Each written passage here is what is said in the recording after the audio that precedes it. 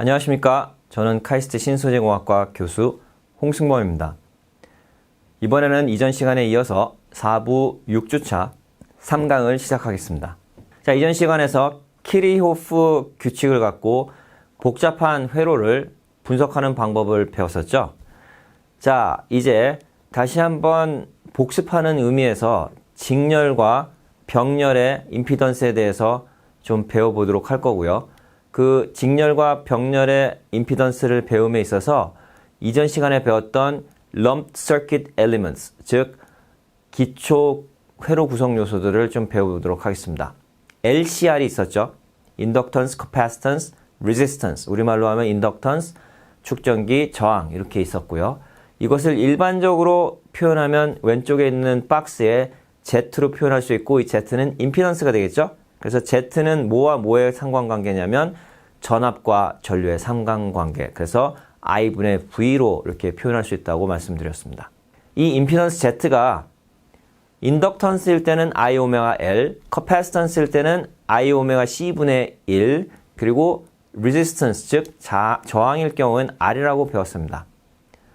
자, 따라서 우리는 뭘 알 수 있냐면 V 캐럿은 Z 캐럿 곱하기 I 캐럿인데, 여기서 V 캐럿은 사인 파로 표현되는 전압, 그리고 Z 캐럿은 우리가 관심 있게 보는 회로의 임피던스, 그리고 I 캐럿은 그 전압으로 인해서 생기는 전류, 이렇게 생각할 수가 있겠습니다.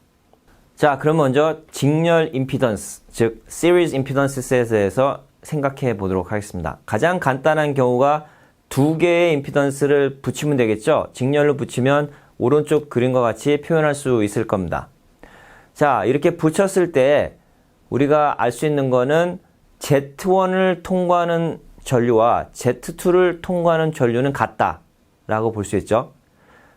그리고 Z1에서 생기는 전압 강화와 Z2에서 생기는 전압 강화를 더해야만 전체의 전압 강화가 된다라는 것도 알 수가 있을 겁니다. 그러면 I 캐럿은 그대로 상수로 두면 되겠고, 전체 회로의 V 캐럿은 다름 아닌 V1 캐럿 더하기 V2 캐럿, 요거를 임피던스와 전류 간의 상관관계를 활용하면 괄호 열고 Z1 플러스 Z2 괄호 닫고 I 캐럿, 이렇게 표현할 수가 있겠습니다. 그래서 Z sub S, 즉 series 직렬로 연결된 회로의 전체 임피던스 Z sub S는 단순히 Z1과 Z2를 산술적으로 더한 것과 같다, 이렇게 말씀드릴 수 있겠습니다. 자, 그러면 이어서 병렬 임피던스, 즉 parallel impedance 대해서 생각해 보겠습니다. 가장 간단하게 생각할 수 있는 게 Z1을 위에다 두고 Z2를 아래에다 둔 다음에 두 개를 연결한 다음에 연결된 노드를 왼쪽 오른쪽으로 빼면 되겠죠. 자, 이런 경우에 보시면 전압은, 즉 노드의 전압은 같겠죠. 왜냐하면 저항이 0인 전선으로 연결되어 있기 때문에. 그래서 왼쪽 전압 같고 오른쪽 전압 같기 때문에 Z1으로 인해서 생기는 전압 강화와 Z2로 인해서 생기는 전압 강화는 같아야 될 겁니다. 그런데 전류는 어떻게 되죠? 노드에서 갈라져죠. 그래서 Z1을 통해서 흐르는 전류 I1 캐럿과 Z2를 통해서 흐르는 I2 캐럿의 합은 전체 회로의 전류가 되어야 될 겁니다. 따라서 우리가 전류의 입장에서 I 캐럿은 I1 캐럿 플러스 I2 캐럿이기 때문에 각각의 I1 캐럿을 전압과 전류 간의 상관관계, 즉 임피던스를 이용해서 표현한 Z1분의 V 캐럿 더하기 Z2분의 V 캐럿. 근데 각각의 구성 요소에서 전압 강화는 같기 때문에 이걸 묶을 수가 있겠죠. 그래서 V 캐럿을 묶으면 바로 V 캐럿을 Z 파랄렐, 즉 병렬 회로의 전체 임피던스로 나눈 것과 같다, 이렇게 등가를 할 수 있고, 이 두 개의 등식으로부터 우리는 Z 파랄렐분의 1이 Z1분의 1 더하기 Z2분의 1, 즉 역수의 합이 결국 전체 임피던스 역수의 값과 같다, 요걸 알 수가 있겠습니다. 자, 그러면 그렇게 두 가지 깨달음을 기반으로 한번 정리를 해보겠습니다. 직렬과 병렬 임피던스에 있어서 우리가 직렬 임피던스와 병렬 임피던스를 각각 개개의 구성 요소의 임피던스와 어떻게 연관 지을 수 있는지. 그래서 직렬 임피던스의 경우에는 임피던스가 각각의 임피던스의 단순 산술 합이 되는 것을 알 수가 있고요. 병렬 임피던스는 역수의 합이 역수가 됨으로써 저 두 개를 붙였을 경우에는 보시는 바와 같이 Z sub P가 Z1 플러스 Z2 분의 Z1, Z2 이렇게 표현할 수 있음을 알 수가 있겠습니다. 자, 그럼 방금 저희가 배운 규칙들을 갖고 좀 복잡한 회로를 등가 회로화 시키는 과정을 배우도록 하겠습니다. 방금 배운 그런 규칙을 여러 번 반복해서 적용하다 보면 아무리 복잡한 회로도 굉장히 단순화시켜서 분석할 수 있음을 예를 통해서 한번 설명해 보겠습니다. 자, 아래쪽 그림을 한번 보시죠. 자, 아래쪽 그림에서 오른쪽 귀퉁이를 한번 주목해 보시기 바랍니다. 지금 파란 박스로 되어 있고요. 그 Z4와 Z5가 지금 병렬로 연결되어 있음을 볼 수가 있습니다. 요거를 등가회로 Z9으로 바꾸겠습니다. 자, 보시는 바와 같이 두 개의 수동 소자가 하나로 바뀌었죠? Z9이 되겠죠? 그리고 Z9은 뭐냐면 Z4 더하기 Z5 분의 Z4, Z5. 요건 저희가 배운 공식입니다. 그렇게 바꿨습니다. 그 다음에 아래쪽으로 와서 우리가 Z6와 Z7을 한번 보시죠. Z6와 Z7 역시 병렬로 연결되어 있죠. 이 둘도 바꾸겠습니다. Z10으로. 그럼 Z10은 Z6 더하기 Z7분의 Z6, Z7이 되겠죠?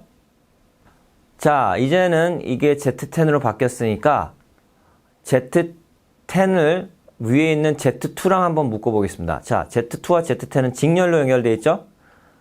그래서 이 직렬은 더하기만 하면 되니까 Z11으로 바꾸는데 Z11은 Z2와 Z10을 더한 것이 되겠습니다. 그래서 그거를 정리한 게 아래 있고요.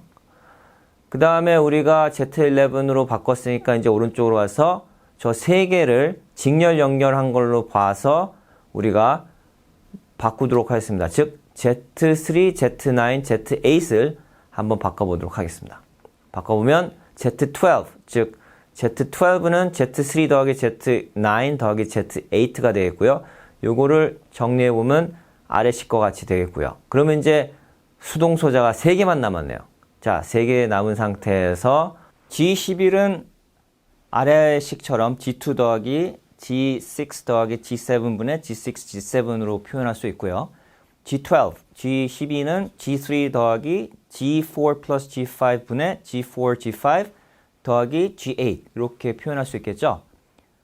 결국 두 개의 임피던스가 병렬로 연결됐다는 걸 볼 수가 있습니다. 이 병렬로 연결되어 있는 G11과 G12를 이제 그 등가로 또 표시해주면 G13이라는 또 새로운 임피던스를 우리가 생각할 수 있고 그 G13은 G11 더하기 G12 분의 G11, G12 이렇게 표현할 수 있겠습니다.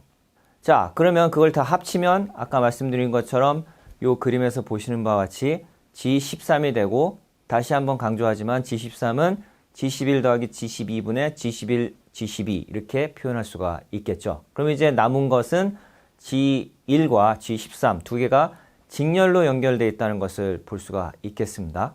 그래서 직렬로 된 거를 더해주면 G 토탈은 G1 플러스 G13이 된다는 것을 알 수 있고 아까 G13이 G11하고 12의 병렬 연결이라 했으니까 아래와 같이 G1 더하기 G11 더하기 G12분의 G11, G12 이렇게 표현할 수가 있는데 앞서 우리가 상정했던 모든 임피던스의 표현을 빌자면 아래와 같이 G 토탈은 저와 같이 복잡한 식으로 우리가 표현할 수 있겠습니다. 좀 읽어드리면 G1 더하기 그다음에 분모는 G2 더하기 G6 더하기 G7분의 G6, G7 더하기 G3 더하기 G4 더하기 G5분의 G4, G5 더하기 G8 이게 분모가 되고요. 분자는 가로로 두 개 곱이 되겠는데 한쪽 가로는 G2 더하기 G6 더하기 G7분의 G6, G7 그다음에 오른쪽 괄호는 G3 더하기 G4 더하기 G5분의 G4 G5 더하기 G8 이렇게 우리가 표현할 수 있겠죠. 자, 그런데 모든 규칙에는 예외가 있듯이 지금 말씀드린 직렬 임피던스와 병렬 임피던스를 우리가 간단한 식으로 규칙을 갖고 적용을 해서 단순화시키는 그러한 방법에는 예외가 있습니다. 그 예외적인 예를 이번 장에서 말씀드릴 텐데 이런 예외가 발생했을 때는 다시 근본으로 돌아오는 게 중요합니다. 그래서 키리호프의 규칙을 사용하는 것이 중요합니다. 오른쪽 예와 같이 능동소자가 2개가 있고 수동소자가 3개가 있는 상황에서 능동소자가 서로 반대의 부호를 가졌을 때 이 회로를 우리가 분석을 한다면 다시 키르호프의 규칙으로 돌아와서 먼저 전류규칙, 즉 전류의 합은 각 노드에서의 전류의 합은 0이다 라는 것으로부터 I1 플러스 I2 플러스 I3가 0이라는 것을 일단 도출해 놓고 전압 규칙을 이용해서 각각의 룹에 대해서 전압 강하가 다 합친 것이 0이라는 사실을 통해서 첫 번째 식과 두 번째 식을 우리가 유도할 수 있을 텐데 그렇게 써놓고 나서 이것을 정리하는 것이 중요합니다. 그래서 이것을 정리하면 아래와 같이 I1, I2, I3에 대한 식을 우리가 볼 수가 있는데 이 식을 우리가 잘 보고 있노라면 아하, 우리가 그냥 단순한 직렬과 병렬 회로 규칙을 여기다가는 적용할 수 없겠구나 라는 생각을 하실 수 있을 겁니다. 그런데 이러한 예외적인 케이스는 그야말로 마이너하기 때문에 실제로 이러한 상황을 우리가 들이닥칠 때만 이렇게 생각하시면 되고 웬만한 회로에 대해서는 직렬 임피던스, 병렬 임피던스만 갖고 여러분들이 단순화시킬 수 있음을 연습을 통해서 알 수 있을 겁니다. 자, 그런데 사실 이제 예외적인 케이스가 적다고 말씀드렸는데 아주 유명한 예외가 있습니다. 브릿지 서킷이라고 혹은 브릿지 회로라고 하는데 우리말로 직역하면 다리 회로가 되겠죠. 우리 무슨 한강을 지나가는 잠수교라든지 그런 다리죠. 그래서 브릿지 서킷이 있는데 이 브릿지 서킷도 즉 브릿지 회로도 우리가 배웠던 그 직렬 회로, 병렬 회로의 규칙을 반복적으로 적용해서 단순화시킬 수 없는 그런 회로가 되겠습니다. 그럼 이 회로는 도대체 어디 쓰이냐? 오른쪽에 이제 굉장히 그 회로 대표가 있는데 이 회로는 주로 임피던스를 잴 때 어떤 소자나 소재의 임피던스를 잴 때 많이 쓰이고 또 증폭을 통해서 작은 전류를 볼 때도 우리가 씁니다. 자, 그 원리는 좀 이따 얘기할 텐데 근데 이런 회로에서 지금 Z3가 어떻게 보면 대각선으로 지금 연결되어 있는데 이 Z3를 통과하는 전류가 0이 되려면 그것을 에워싸고 있는 Z1, Z2, Z4, Z5 임피던스는 어떠한 저항이나 임피던스를 가져야 그런 상황이 될까요? 라고 이제 물어볼 수 있겠죠. 그렇게 물어보는 이유는 바로 그렇게 해야만 우리가 임피던스를 잘 측정할 수 있기 때문이다 라고 추측할 수도 있겠습니다. 자, 이번 장에서는 위키피디아에서 인용한 내용을 근거로 브릿지 회로의 역사와 또 작동 원리를 좀 같이 배워보도록 하겠습니다.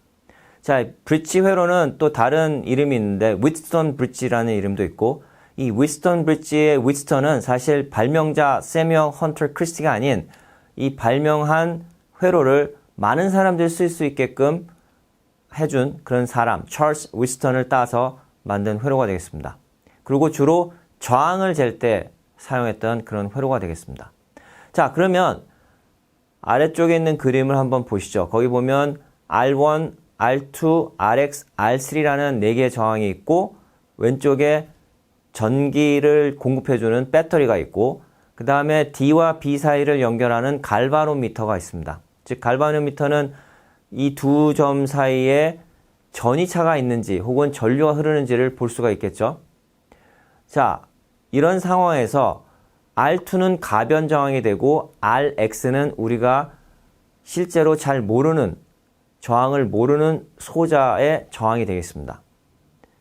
이런 상황에서 R2를 조정해서 D와 B 사이에 전류가 없는 상황 혹은 전압 강화가 없는 상황이 되면 Rx의 값을 알 수 있는데 그 비율은 어떻게 되냐면 R1분의 R2가 R3분의 Rx가 됩니다.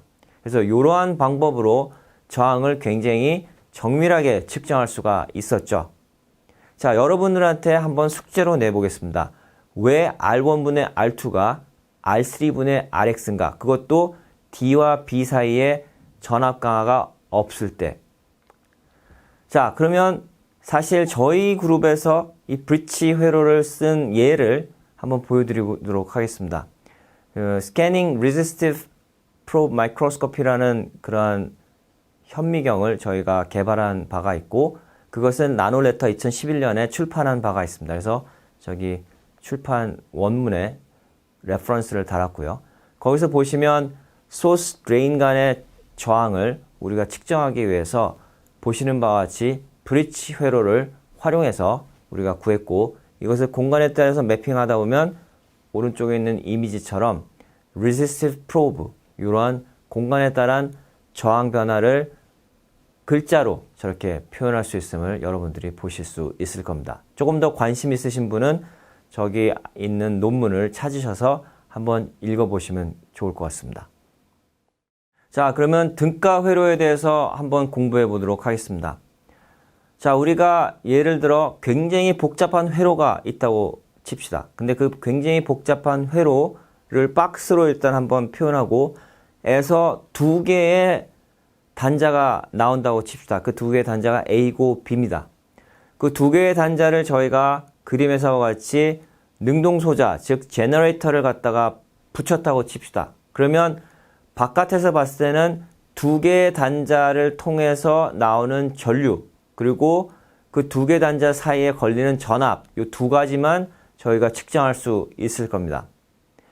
자, 그렇다고 한다면 키르호프의 규칙을 잘 생각해 보면 다 선형 관계에 있기 때문에 이 제너레이터가 발생시키는 전압 입실론과 두 단자에서 나오는 전류 I 그리고 두 단자 사이에 걸리는 전압 V 이것을 우리가 생각해 보면 I는 Z effective분의 E 이렇게 되는 것을 알 수가 있고 E는 다름 아닌 전압이 되겠습니다. 자, 그러면 그 Z effective라는 것은 복수함수가 될 텐데 그 복수함수 Z effective는 박스 안에 있는 모든 회로 구성 요소를 합친 효과적인 임피던스가 되겠죠. 따라서 투 터미널 네트워크, 즉 터미널 두 개로 이루어진 수동소자의 네트워크는 위와 같은 사실 때문에 단 하나의 임피던스로 우리가 표현할 수 있다. 이렇게 얘기할 수가 있습니다. 그래서 그 단 하나의 임피던스 Z effective는 결국 등가 회로의 임피던스가 되는 것이겠죠. 그래서 오른쪽 아래와 같은 그림으로 단순화시켜서 표현할 수 있을 겁니다. 그럼 앞장에서 얘기했던 등가 회로의 개념을 조금 더 확장해 보겠습니다. 아까는 수동소자만 갖고 있는 그런 박스를 생각했는데 이번에는 수동소자뿐만 아니라 능동소자도 갖고 있는 박스를 생각해 보겠습니다. 그래서 임의의 회로인데 능동소자도 있고 수동소자도 있는데 그런 박스 바깥으로 만약에 단자 두 개가 나와 있고 거기다 우리가 임피던스 하나를 달게 되면 오른쪽 위와 같은 그림이 되겠죠. 그리고 제너레이터는 임피던스와 항상 직렬로 연결되어 있다는 것을 여러분들이 염두에 둬야 될 것입니다. 그러면 이러한 회로를 저 오른쪽에다가 붙여놓은 Z sub N, 즉 N차 임피던스의 관점에서 한번 분석해 보도록 하죠. 따라서 A랑 B 사이의 전압 강화 V sub N은 전류의 선형 관계식을 갖게 될 것이고 그 안에 능동소자가 있기 때문에 상수항이 포함되어 있다 이렇게 알 수가 있습니다. 그래서 V sub N은 대문자 A 빼기 대문자 B 곱하기 I sub N이라는 것을 알 수가 있으며 대문자 A랑 B는 능동소자인 제너레이터와 수동소자인 임피던스의 함수다 이렇게 표현할 수가 있겠습니다. 자, 예를 들어가면서 설명하겠습니다. 저번에 우리가 series impedance, parallel impedance 규칙을 갖고 단순화시키는 그런 예를 봤었는데 그 중에서 예외적인 케이스가 있었죠. 그 예외적인 케이스의 한 회로를 저기다 놓았습니다. 그 예외적인 케이스에 능동소재가 2개 들어있었습니다. 그래서 그 능동소재 2개를 포함해서 파란 박스로 만들면 Z1이 결국 앞장에서 말했던 ZN이 되겠죠. 그 박스 바깥에서 우리가 임의의 임피던스를 하나 더 추가해서 그 추가된 임피던스에서 우리가 얻을 수 있는 전류와 전압, 그거를 측정하는 그런 상황이었습니다. 그래서 그거를 이 예에다 적용하면 A랑 B 터미널이 아닌 A랑 D 터미널 사이의 전압강인 V1은 대괄호, 소괄호 Z2 플러스 Z3분의 Z2 소괄호 닫고 E2 마이너스 E1 대괄호 닫고 마이너스 Z2 플러스 Z3분의 Z2 Z3 곱하기 I1이라는 것을 알 수 있습니다. 요 식을 푸는 방식은 이전 장에서 우리가 구했던 키르히호프 규칙에 따라서 풀었던 식을 정리해서 우리가 식을 풀어 나가다 보면 위와 같은 식을 얻게 되는데 여러분들 비디오를 잠깐 포즈시키고 그 과정을 한번 스케치북에다가 풀어보시면 좋을 것 같습니다. 그렇게 풀고 나면 위와 같은 식이 되는데 저 대괄호는 대문자 A에 해당되고 마이너스 Z2 플러스 Z3분의 Z2, Z3는 B에 해당되고 그리고 I1이 되겠죠. 그래서 1차 함수의 식으로 표현할 수 있음을 다시 한번 확인할 수가 있겠습니다. 그래서 저 식을 가만히 보면 앞에 상수항은 어떻게 보면 능동소자의 전압으로 표시할 수 있고 뒤에 계수는 전체 수동소자를 하나의 수동소자로 표현했을 때 effective impedance로 볼 수가 있겠습니다. 그래서 그림으로 보시면 2개의 능동소자, 2개의 수동소자를 압축시켜서 하나의 능동소자, 하나의 수동소자가 직렬 연결로 되어 있으며 각각의 예를 들어서 E sub effective나 G sub effective는 구한 저 식에서 각각 대문자 A, 대문자 B 그 개수들에 해당하는 것으로 이해할 수가 있겠습니다. 지금까지 경청해 주신 여러분께 감사의 말씀 드립니다.